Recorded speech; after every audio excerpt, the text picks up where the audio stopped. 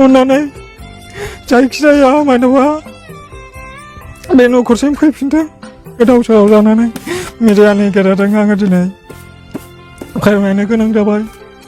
अन्नानै जेरावखि थाया मानो माइनावा बे न'खरसिम फैफिनदों।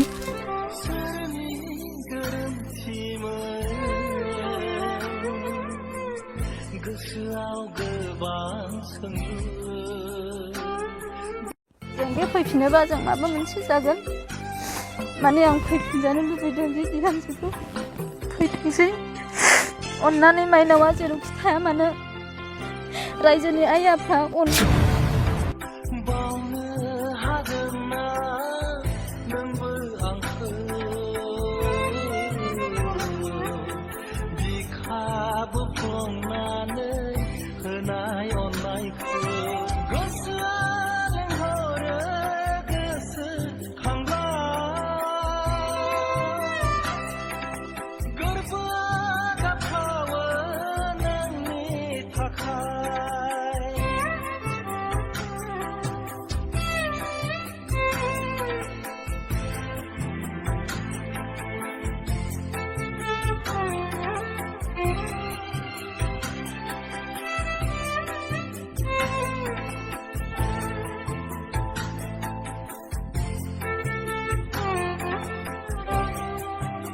अन्नानै गिबि सिन्दाराव आंखौ रायजो राजा नोंथांमोना आंनि गोरोन्थिनि थाखाय निमाहा होदो।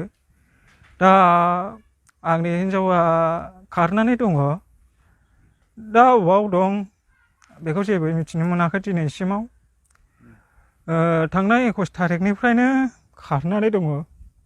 दा दिनैसिम जेबो खबर गैया। बेनिखायनो आङो दा जानो थानो मावनो दांनो आरो फिसाफोरखौ लिरनाय फरायनाय गासैयावबो आङो गोबां उसुबिदा खस्थ' मोनबाय। बेनिखायनो गथ'आ जाबाय 4 बोसोर जाबाय। नाथाय दा हनै स्कुलाव थांनाय जानाय लोंनाय जेबो गोजोना जानानै दङ। जेरैबो उसुबिदा। बिमाखौ नागिरबाय थायो नामा गथ'आ? बिमाखौ नागिरबाय थायो गथ'आ? बिमाखौ नागिरनो माने दा नै सिन्थाजों एसे बोरैबा जाया लोङा खालामबाय थायो मानसिया। हारसिं गोदाव सोराव हाग्रा बंग्राबो थांलाबायनो नागिरो। दा नायनो थाखाय मानसिबो गैया।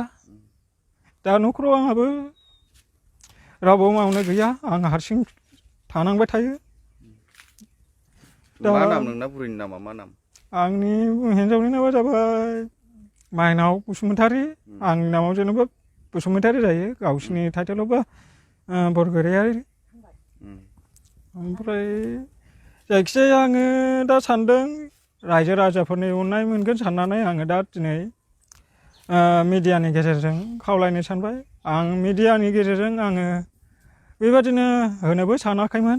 आङो बेबादिनो गोबाव सम जानायखाय जेबो राहा मोनैखाय जेबो खबर मोनैखाय आङो दा मिडियानि सिगाङाव फैनो गोनां जाबाय। नाथाय आं बे मिडियानि सिगाङाव आं फैनो गोसो गैयामोन। दिनै बेबादि जेबो खबर मोनैयाव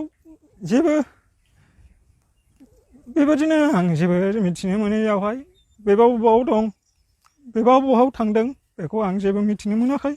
बेनिखायनो दा आङो रायजो राजा नोंथांमोननियाव आङो दा बे आंनि हिन्जावखौ बबेबा जायगाफोराव नुसनबायोब्ला बबेयावबा खामानिफोर दामानिफोर मावनानै दङब्ला अननानै गुरैयै आंनो बिदिनो कन्टेक्ट नाम्बारावहाय हरना होबानो जाबाय।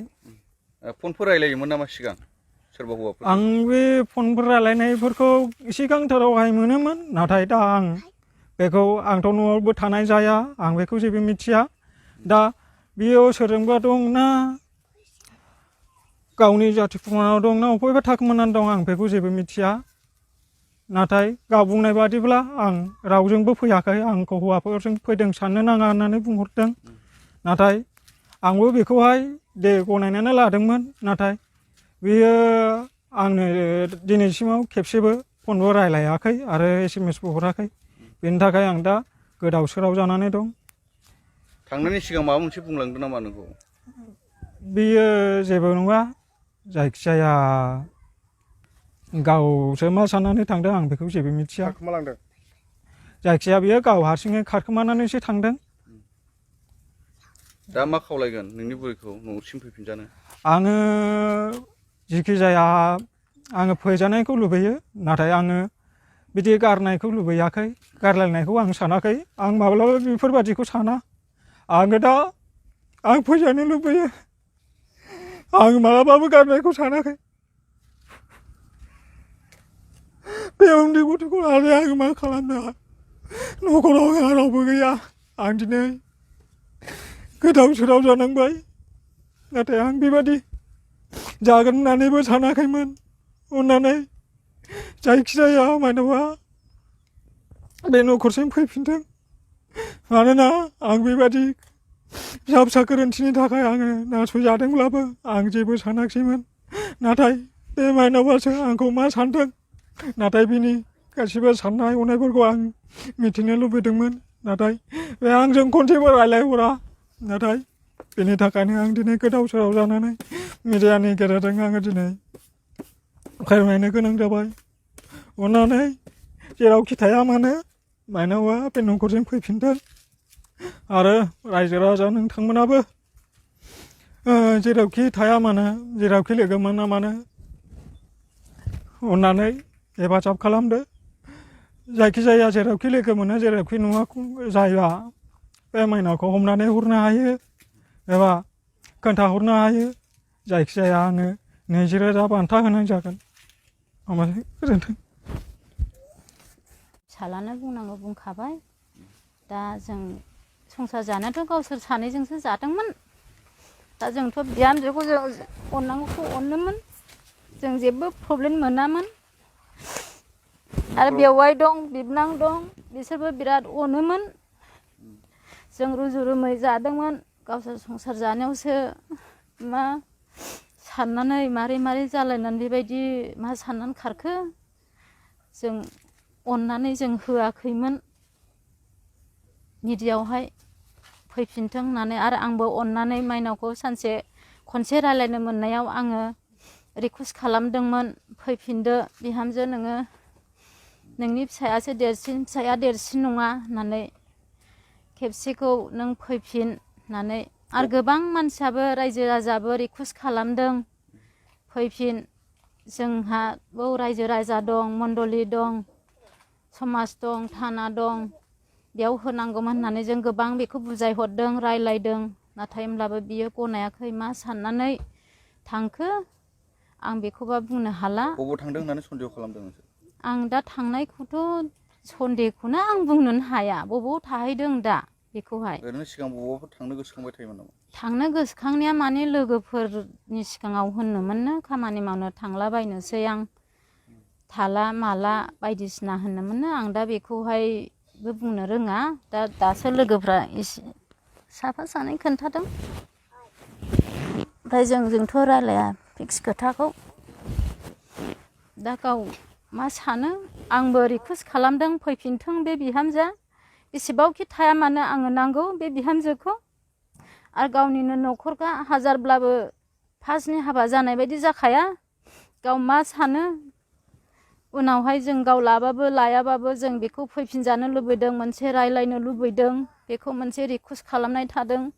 अननानै, आं बारा गोलावखौबो आं बुंनो हाला, आंनि गोसोआवसो आं दंसै। जों बे फैफिनोबा जों माबा मोनसे जागोन।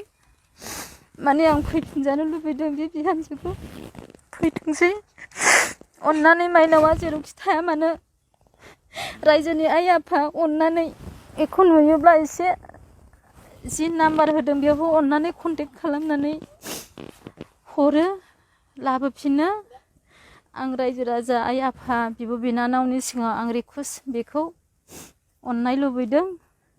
आरो मोनसे खोथा, जोंनि हारियाव आं लाजिनाय मोननानै सिगाङाव होआखैमोन। जोंनि बर' हारिनि मोनसे कालसार बायदि जाबाय नालाय आं गोबां लाजिनानै थादों। आङो मोनसे कालसार बायदि खालामबाय जोंनि हारिया होननानै आं सानै थादों। मिडियायाव आं होनो गोसो गैयामोन, नाथाय उफाय गैया। बोथोरखौ लानानै गोबां समयसा जाबोयो। आजिखालि मोजां गाज्रि मानसि दं, बिनि थाखाय आं फिसाला लिंहरनायलाय होनाय जाबाय।